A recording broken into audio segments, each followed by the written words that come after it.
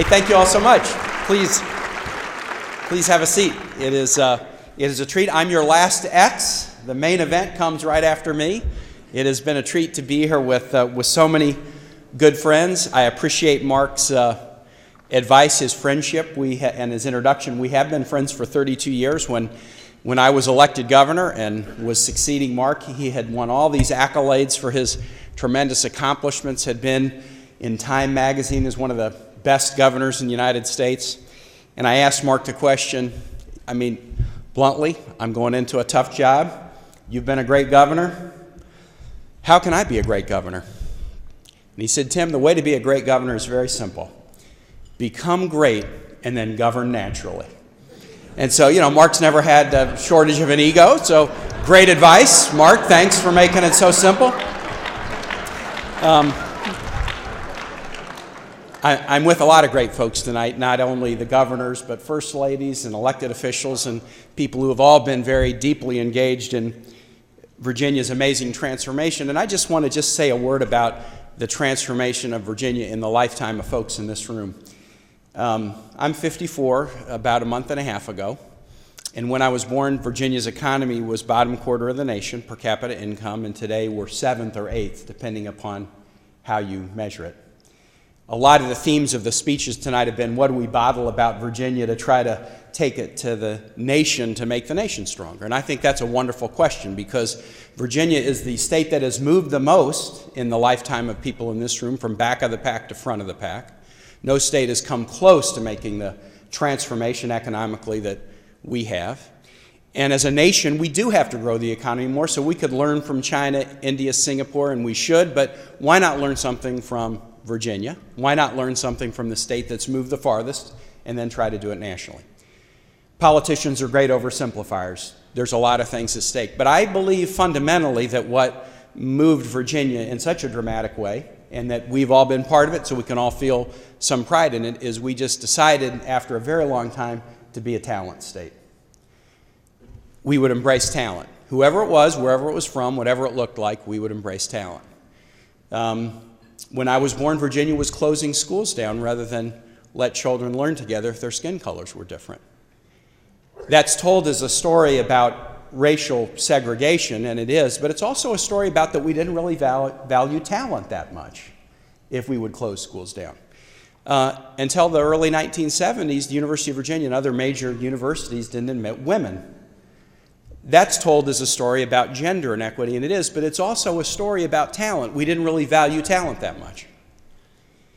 And if you lived in rural Virginia up until the mid-60s or late 60s and you wanted to get some kind of education after high school, we didn't start building community colleges in communities around this Commonwealth till then. So if you wanted something after high school, you had to move away from home to get it, and you might or might not come back. You in this room have been part of a transformation of this Commonwealth from economically back of the pack to economic powerhouse.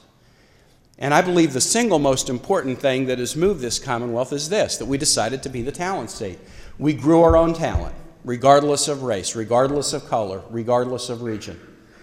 We decided it was okay to attract talent from around the country and around the world. It's an immigration story too. We grew our talent, we attracted talent, and then we attracted the businesses that want to be around talent. When I was governor, it was the worst recession since the 1930s. But even in that recession, for some reason, companies kept wanting to move their corporate headquarters from other states to Virginia.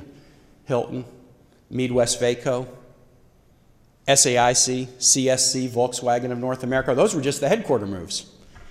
And I asked them, why would you do this in the midst of the worst recession in 70 years? And they had a lot of reasons. We generally would get outbid on incentive packages, but what they said again and again was this, that we have confidence that tomorrow if we come and we open up, we're going to have the kind of people we want to be successful, and we also have confidence that if we come 25 years from now, we'll have the people that we want to be successful. So the key is grow your talent, attract talent, and then you'll attract the institutions that will want to be around talent. And that, to me, is what we really need to do at the national level. Do you know, of all the statistics and data, and I'm a data freak, I really care about numbers. We shouldn't just measure ourselves by how hard we try or what our intentions are. The piece of data that troubles me the most is in this country, we've slipped from number 1 in the world to number 16 in the world in the percentage of our young adults that are getting degrees after high school. in the last 15 years or so. And we're going to slip further because we grew and then we're flat to even declining now nationally, and other nations aren't declining, they're climbing. So they're likely to pass us by, and we'll be 25th or 30th. If we fix everything else in this country, if we balance the budget, if we wave a magic wand and have every foreign policy challenge solved, but we keep slipping on the talent side, we're not going to be happy with the opportunities we have. Virginia teaches win the talent race and you win the economic race, and that's the race that we're in danger of losing if we don't take it more seriously in this country. While we're on the subject of talent, I've told a positive story about Virginia moving, and I can't resist by saying, of course, we're not doing anything that we can't do better. We can never be complacent. And one thing that struck me, I was thinking about what to say tonight, and for some reason the thing that just kind of came into my mind in sort of a Rorschach is the 9 folks you're hearing from tonight are a very, if I can be immodest for a minute, an extremely good representation of one half of the gene pool. We haven't had a woman governor in 71 in this Commonwealth, and we still are really underrepresented, both in this Commonwealth and elsewhere in terms of women in elected leadership. And the reason I sort of thought of that, I think, in connection with this speech is Sorensen had a very legendary alumni who probably would have been governor instead of me. Many of you connected with Sorensen remember so deeply State Senator Emily Kirk. And Emily was running for lieutenant governor in 2001, and I was a mayor supporting her. And I have no doubt that Emily would have been elected lieutenant governor that year. And I also have no doubt that if Emily had been elected lieutenant governor, then the 70th governor of Virginia would have been a woman. She would have been the first woman governor of Virginia and would also have been the first Sorensen grad to be governor of Virginia. And so while we've done some things right, I think we ought to just think about the things that we can remain to do. That's one. But probably the best investment you could make to enable that to happen and enable other things to happen is a Sorensen investment. Sorensen's about talent. Sorensen's about leadership. Sorensen's about finding people regardless of who they are or what region they come from and making sure that they have the big picture perspective, that they understand the entire state, and that they have the skills to continue to lead this Commonwealth forward as it's been led in the past.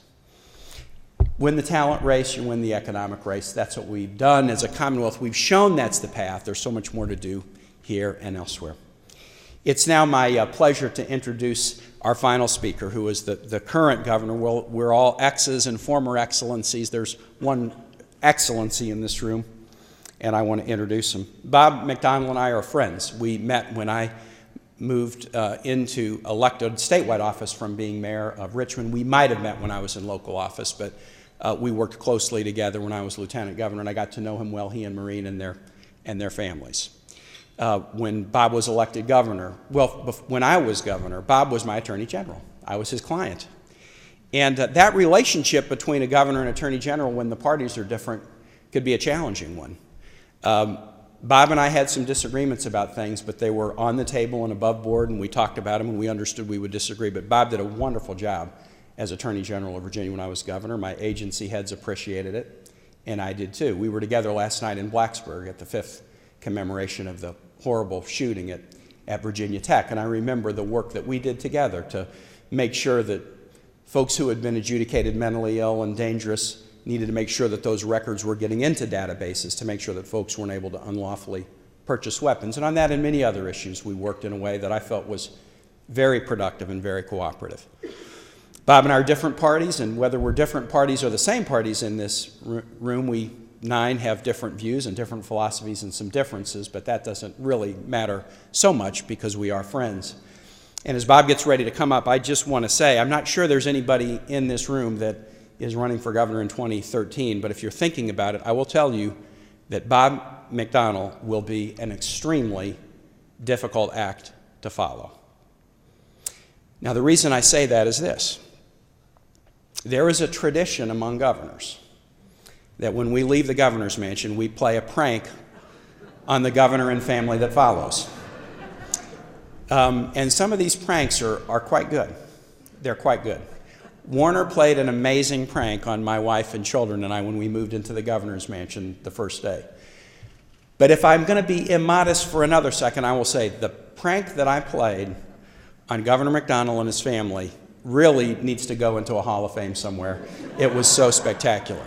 The governor who follows Bob McDonnell should really want this job because he's a competitor. He's going to want to outdo me. That's going to make it very tough on the next person into this office. Please give a warm welcome to Governor Bob McDonnell.